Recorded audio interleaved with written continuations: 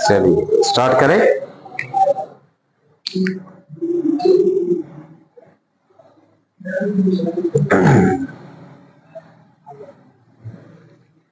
चलिए लेटर हमने लिखा हुआ है, ये लेटर किस पे है, ये लेटर किस पे लिख रहे हैं हम,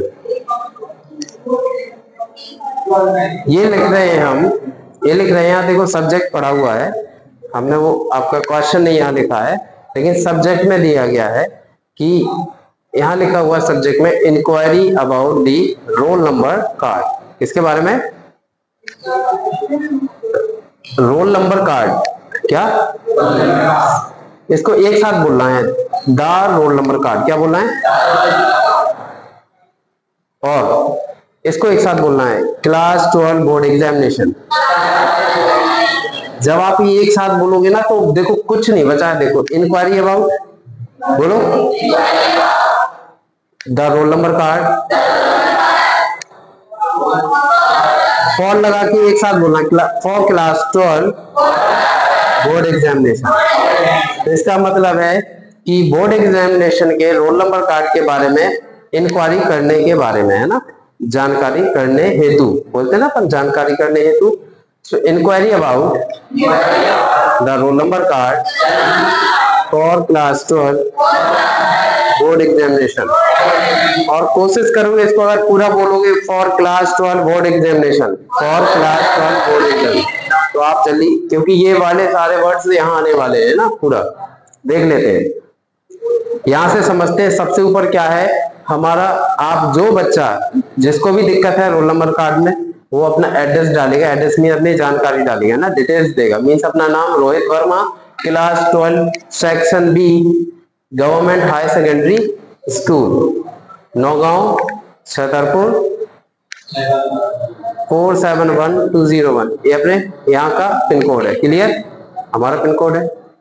ये हमारा होने के बाद फिर याद रखिएगा एक लाइन छोड़ेंगे, इसके बाद डेट डालेंगे, ध्यान रखो इसको, एक लाइन छोड़ने के बाद डेट डालेंगे, फिर एक लाइन छोड़ेंगे, उसके बाद फिर हम किसके लिए लेटर लिख रहे हैं उसका एड्रेस डालेंगे, the registrar examination branch CBSE Delhi.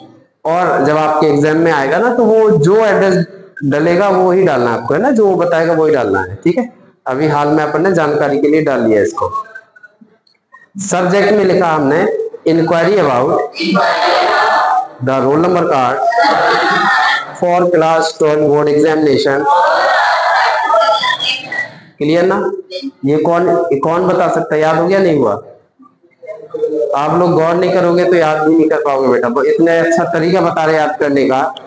सुनिए आपको ये word the roll number card, जैसे एडमिट कार्ड होता है, role number card means admit card, role number card means ये एडमिट कार्ड है। अगर आपको वो नहीं, अगर आपको इतना ये याद नहीं हो रहा, आप एडमिट कार्ड कर सकते हैं। अब अगर इसको ऐसे बोलेंगे inquiry about admit card, inquiry about the admit card for class 12 board examination, ठीक है ना। इसका मतलब हो गया कक्षा 12वीं के बोर्ड एग्जामिनेशन के लिए जो एडमिट कार्ड है उसके बारे में जानकारी करने हेतु। आगे बढ़ते हैं। इसके बाद हमने यहाँ से लिखा हुआ है, आपको ऐसा नहीं लिखना, आपको ऐसे लिखना है, जगह नहीं थी इस वजह से हमने यहाँ ना लिख के यहाँ लिखा है, समझ गए ना आप लोग, ठीक है। डियर सर मैडम जो भी है, आप या तो डियर सर करेंगे या डियर मैडम कर लेंगे, जो भी आपको करना है। यहाँ से स्टार्ट है, जैसे हिंदी में लिखे जाते हैं ना लेटर्स, जैसे हिंदी में लिखे जाते हैं ना वैसे ही इसमें लिखे जाते हैं, वैसी ही भाषा होती है। जैसे हम हिंदी में लेटर शुरू करते हैं, आपको सूचित किया जाता है कि, कैसे करते हैं, इसकी शुरुआत ऐसी हुई है, this is to inform you that, जहां तक बोले वहां तक एक साथ पढ़ने की कोशिश करिएगा, this is to inform you that, यहां तक का अर्थ समझ लीजिएगा, बार बार हमको बोलना ना पड़े, आप ध्यान रख लीजिए, आपको सूचित किया जाता है कि, जाता है कि तक है ना, नहीं तो पिटना है और कुछ नहीं होना है, ये लक्षण देख रहे हैं आप लोगों के। This is to inform you that, means very good, good. I have not received, अब देखो ये सेम आ गया ना, my roll number card. I have not received my roll number card for the forthcoming class 12 board examination. देखो ये वाला, देखो ये सारे, ये जितना भी ये 4 वर्ड्स है यहाँ से यहाँ है ना सारे, क्लास 12 बोर्ड एग्जामिनेशन, इसके बीच में आपको कुछ भी याद नहीं करना। देखो आपको इतना याद करना, for the forthcoming class 12 board examination.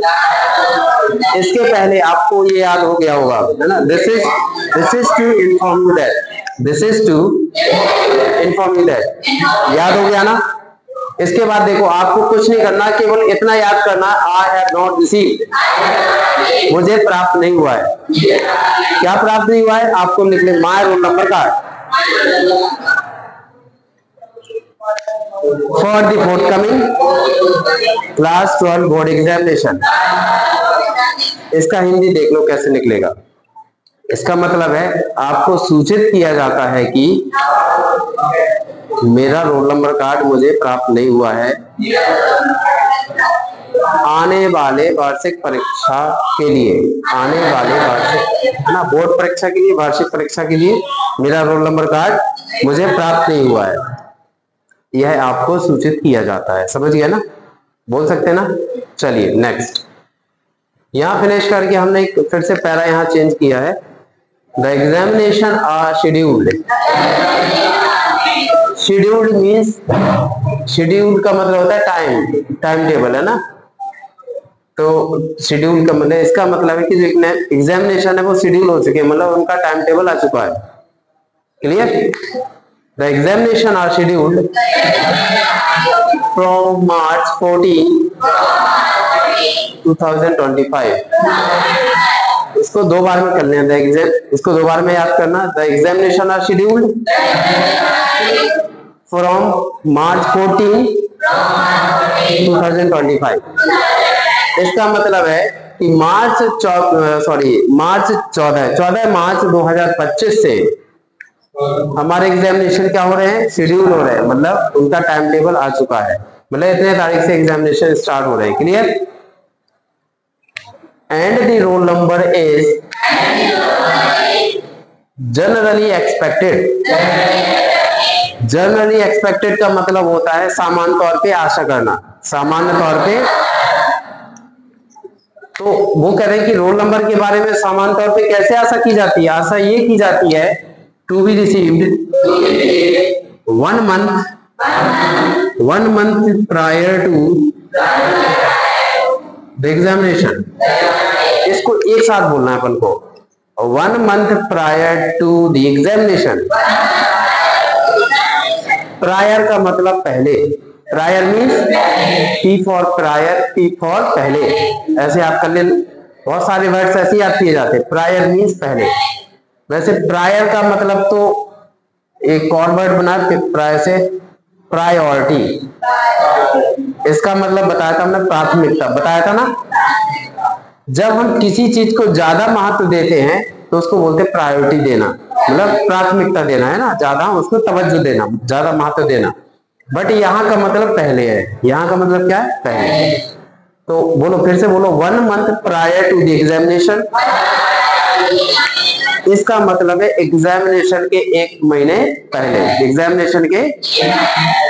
आप देख लो, तो वो कह रहे हैं कि सामान्यतः ऐसा माना जाता है कि महीने के 1 महीने पहले एडमिट कार्ड्स रिसीव्ड हो जाते हैं।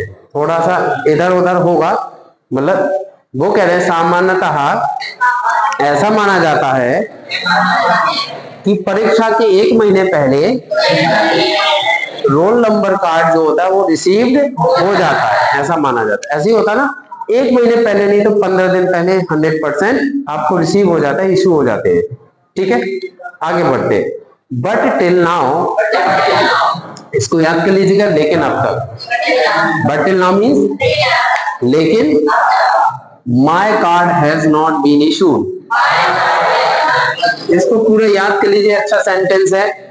अगर आपको कोई चीज बोलनी है कि मेरा रिजल्ट रिलीज नहीं हुआ है या कोई चीज इशू नहीं हुई है, जैसे आपका एटीएम कार्ड इशू नहीं हुआ है, सेम बोलोगे, केवल आप माय यहाँ एटीएम कार्ड कर लोगे, my ATM card has not been issued, मेरा कार्ड इशू नहीं हुआ है, तो इसका मतलब लेकिन अब तक मेरा card clear, but till now my card has not been issued. अभी हमने अपनी पूरी बात बता दी है। इसके बाद अब हम निवेदन करते हैं उनसे, क्या करते हैं, इस पार्ट में रिक्वेस्ट की गई है, आई देयरफॉर, ये देयरफॉर इसलिए का साउंड देगा, ठीक है ना, किसका देगा, देयरफॉर मींस इसलिए होता है, देयरफॉर मींस क्या लिखा है बोलो, very good, therefore, I therefore request you, एक साथ बोलना है यहाँ तक, I therefore request you to kindly issue my roll number card, to kindly issue my roll number card for the examination। तो वो कह रहे हैं मैं आपसे निवेदन करता हूं कि परीक्षा के लिए मेरा जो एडमिट कार्ड है, रोल नंबर कार्ड है, वो इश्यू कर दिया जाए, ठीक है, इसलिए मैं आपसे निवेदन करता हूं कि परीक्षा के लिए मेरा रोल नंबर कार्ड इश्यू कर दिया। इसके बाद लास्ट में हमने लिखा है I am furnishing my details for your consideration, इसको फॉर योर कंसिडरेशन बोलो, फर्निशिंग माई डिटेल्स, फर्निशिंग का मतलब यहाँ उपलब्ध कराना है, फर्निशिंग का मतलब माई डिटेल्स मतलब मेरी जानकारी, इसका मतलब वो कह रहा है कि मैं अपनी जानकारी उपलब्ध करवा रहा हूं फॉर योर कंसिडरेशन। कंसिडरेशन का मतलब होता है किसी मुद्दे पर विचार करना, किसी बात पे विचार करना, सोचना किसी चीज के बारे में। तो हम ये लेटर किसको लिख रहे हैं, इनको लिख रहे हैं और इनसे रिक्वेस्ट कर रहे हैं कि सर मैं अपनी डिटेल्स में उपलब्ध करा रहा हूं आपके विचार के लिए, आपके सोचने के लिए, है ना। जब हम जानकारी देंगे तभी तो वो उसको देख के कुछ कर पाएगा ना। तो बोलिए I am furnishing my details for your consideration, मैं आपकी जानकारी के लिए अपनी जानकारी उपलब्ध करवा रहा हूं। क्लियर। थैंक यू लिखना है, थैंकिंग यू नहीं लिखना है, थैंक यू लिखना है एक लाइन के बाद, एक लाइन छोड़ के योर्स ट्रूली लिख लीजिएगा, मतलब एक लाइन छोड़ने का मतलब थोड़ा गैप करना। योर्स ट्रूली, ट्रूली का मतलब होता है ये जो हम कब यूज करते हैं, जब हम कोई बात बोलते हैं ना, तो उस बात की सच्चाई के लिए ये जो कही गई है वो सच है और सही सही है, उस बात के लिए हम ट्रूली यूज करते हैं। योर्स ट्रूली, योर्स ट्रूली का मतलब कि जो ये आदमी लिख रहा है लेटर, ये सच सच कह रहा है, ईमानदारी से कह रहा है कि ये जो बातें हैं वो सच है, इसलिए हम योर्स ट्रूली लगाते हैं और उसका नेम आ जाएगा। क्लियर, ओके, ठीक है। धन्यवाद सभी का, देखिएगा, पढ़िएगा, समझिएगा। Have a nice day.